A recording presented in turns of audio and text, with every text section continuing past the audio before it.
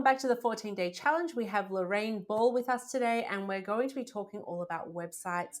This is like all of these episodes in this challenge. This is very important because I am very much a believer in if you have a website that is doing a good job, it is like having an extra salesperson in your business. So while you're a small business, it can be really helpful to have a well set up website. So Lorraine, I want to talk to you about websites. I know you've got a lot to share with us today. So how are you? Thank you for joining us. I'm so excited to be here. Thanks for the invitation. I love talking about a good website. Fantastic. That's great. So, the first things that we want to talk about, I've got a couple of things on my list because I really want to keep this short and sharp and we want to keep on topic. So, what are the key pieces of comprehensive website strategy tips that you can share with us that we need to know?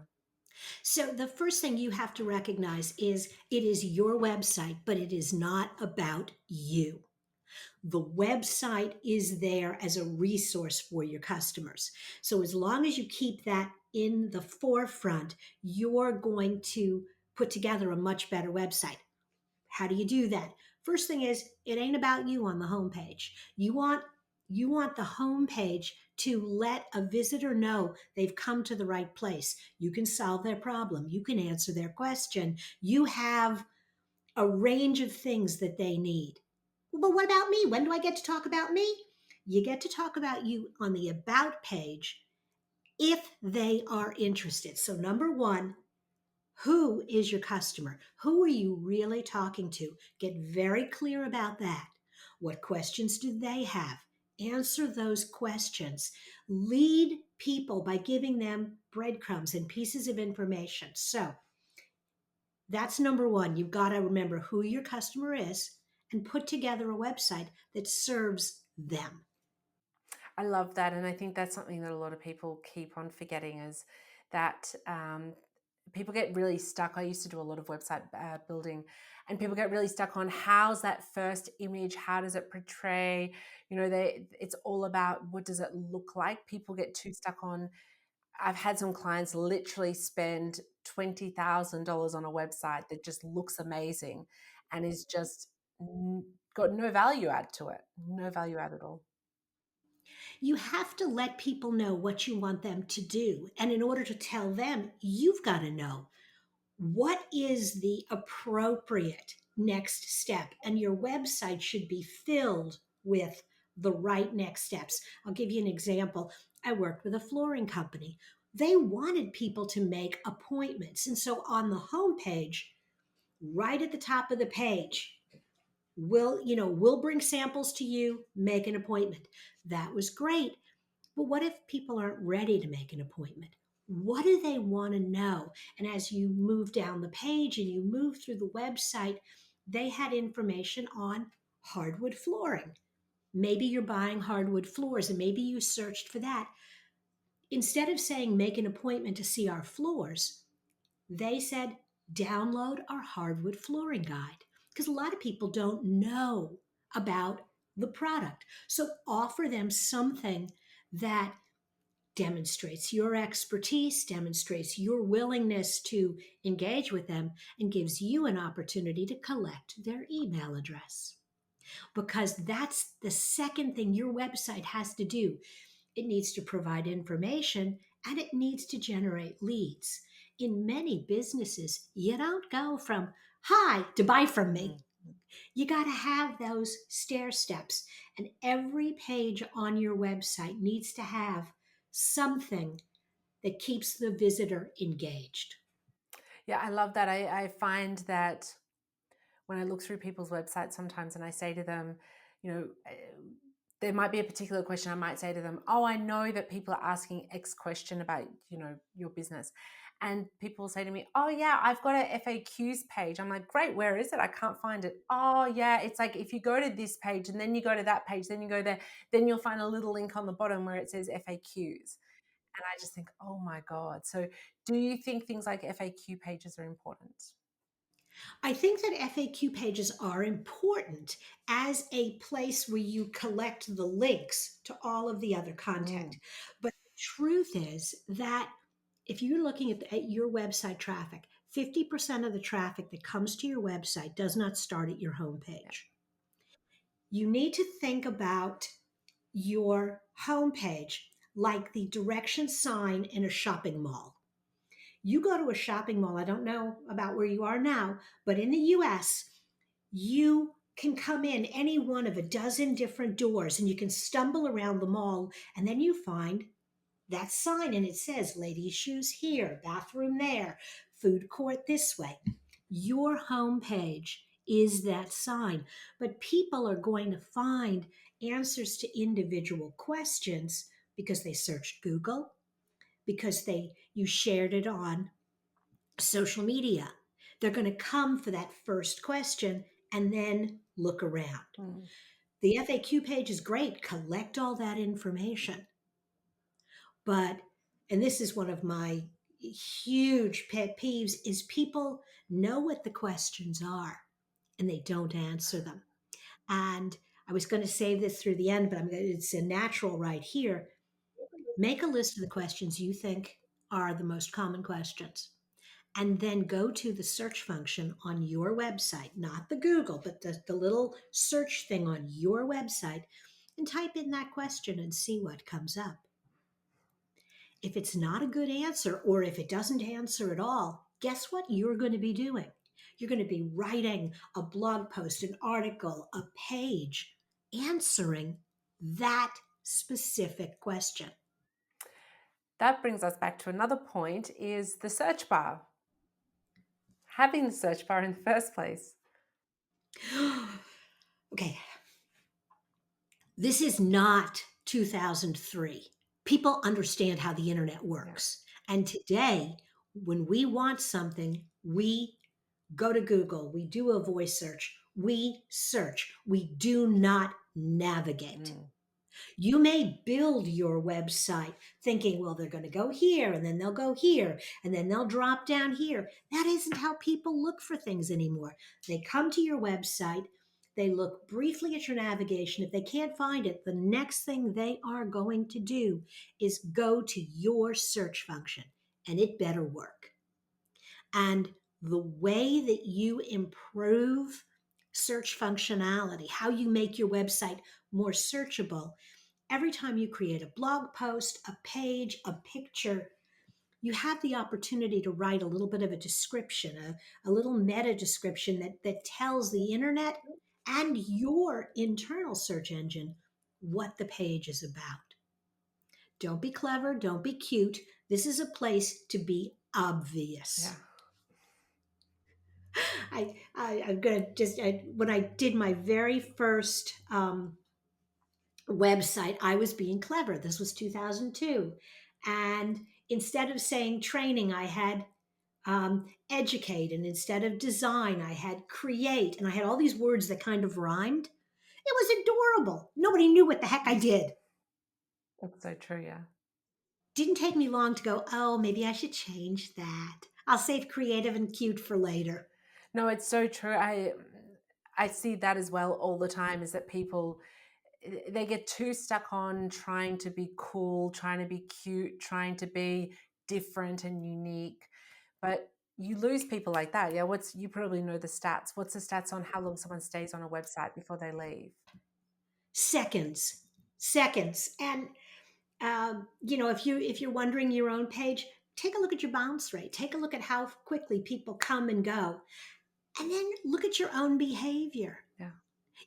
It amazes me that people think that somehow their website is going to be so fascinating that someone's going to sit through 12 sliders, rotating images. No, Yeah. they're going to move past it. They're going to scroll right by. So I think images are important, Mm, but I think they are wallpaper. mm, They add an attractive finish. They are not the piece of art in the center of the room. mm, Where possible, I think original photography goes a long way, even if it's not quite as perfect as that lovely stock image. But the reason, whenever possible, to use original is when you buy a stock image, and most business owners go to iStock or one of these libraries, you don't have unique rights to that picture. Mm. And you don't know where else that image has been used. And it may not necessarily be in a business that you would want to be associated Mm. with. One of my favorite was a little photograph on a flyer that a church did for their Valentine's Day dance, and the exact same image was used by the strip club up the street. No way. You don't own the Yeah. image. So even if it's not perfect, you can do some things in Photoshop to clean it up, a little bit of text over it, but it's genuine, it's authentic, and it's yours. Mm. I love that. And the floor example is a good example of that. I would rather see a before and after of like the guy who's not a photographer take a photo of a before and after, because then I know that that's the job I will get from that floor company. And I can see it's not a great photo. So I know that that guy took the photo because his job is actually flooring, not photography. Mhm. Yes, and I do.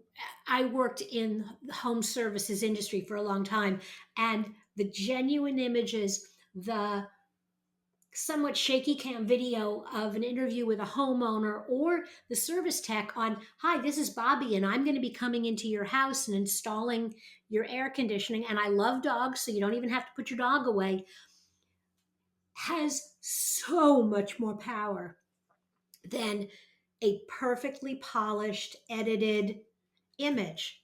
People want genuine. They want to see who you are. They want to know the real people behind the brands. So in that case, do you think video is a good way to communicate on your website? I have mixed feelings about video on websites. The big challenge is that you've got to work with your hosting company, Mm. because if you uh, use video directly from the media library of your website without getting too geeky, it can slow the whole Mm. website down. And yes, video is important, and I think people respond well. But then you have choices. You can pull from YouTube or you can pull from Vimeo. But then you've got the little YouTube I don't like the logos and YouTube for that things. reason, because then you can And send people off, then they watch the next video, yeah, at the end.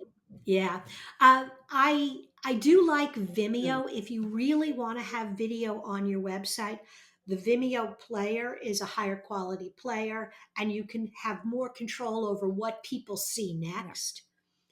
The advantage to having the video on YouTube is it is searchable, and YouTube is a Google product. But so I have a love-hate relationship with video. And I Yeah. think you really have to ask yourself, when somebody comes, I would not put a long video on your homepage. Ain't nobody going to watch it. You haven't earned the right to ask me to give you that much time.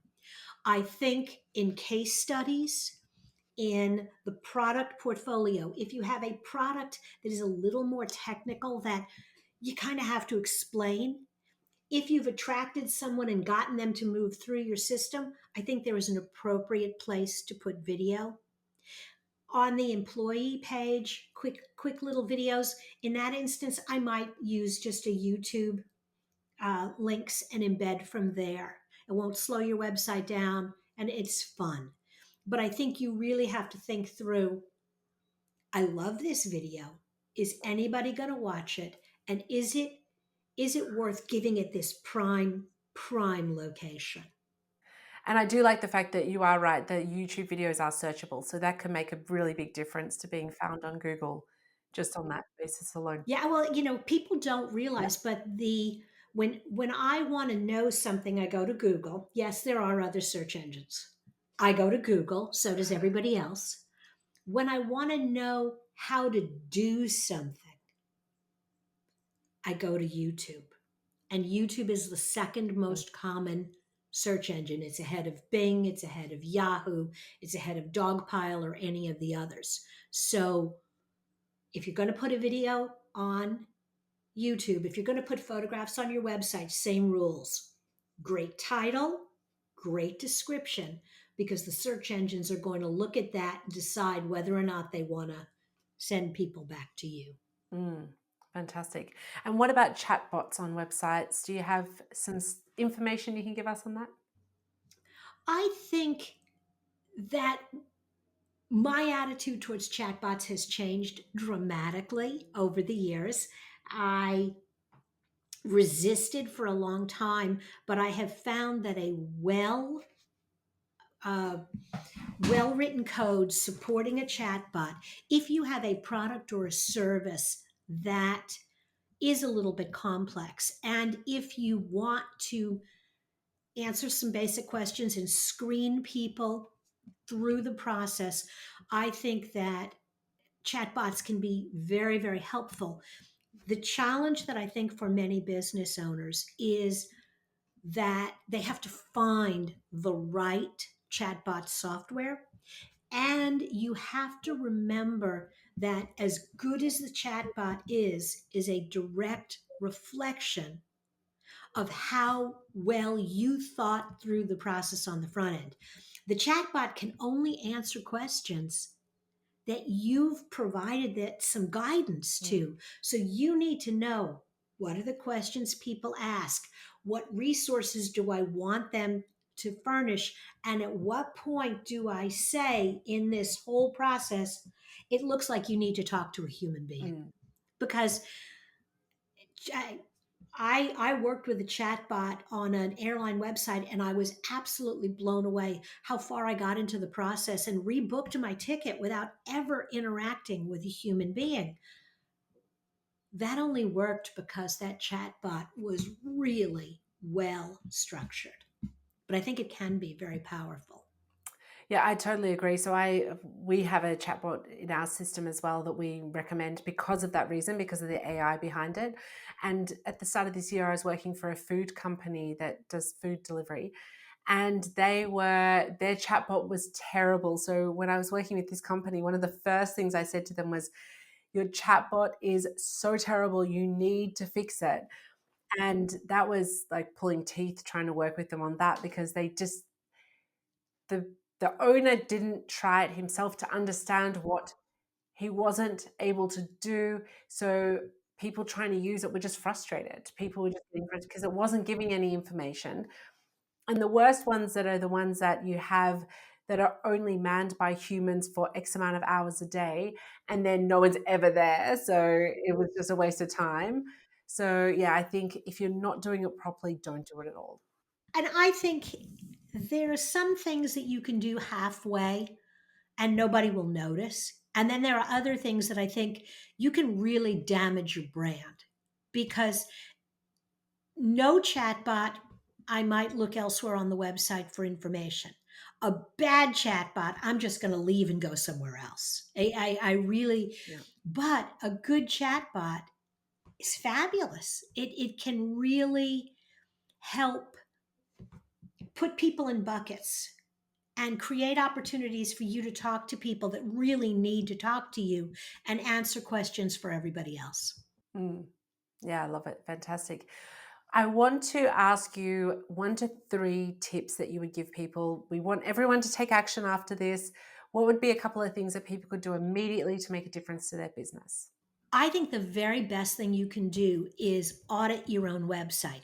And the easiest way to do that is grab a friend who's never really been on your website, sit them down in a chair, stand behind them with your hands behind your back, and ask them to find things on your website and watch the experience. That will give you a tremendous amount of insight into, does it work? Can people find things? Where are they getting frustrated? And that's going to give you, number one, a great laundry list of things to work on. The second thing that I really want people to focus on is making sure that you answer the questions. And I touched on it earlier, but I want you to go to Google and I want you to type in the question you think people are asking. And then Google will come up with this wonderful list of, and people also asked. And you'll see all of these other questions. And when you click on one, it opens up more and opens up more. And copy all of those questions onto a spreadsheet and then go back to your website and search for the answers. Those are the things Mm. people are looking for. Those are the things that are going to drive people to you. Are you answering them in blog posts, in web content, anywhere on your website?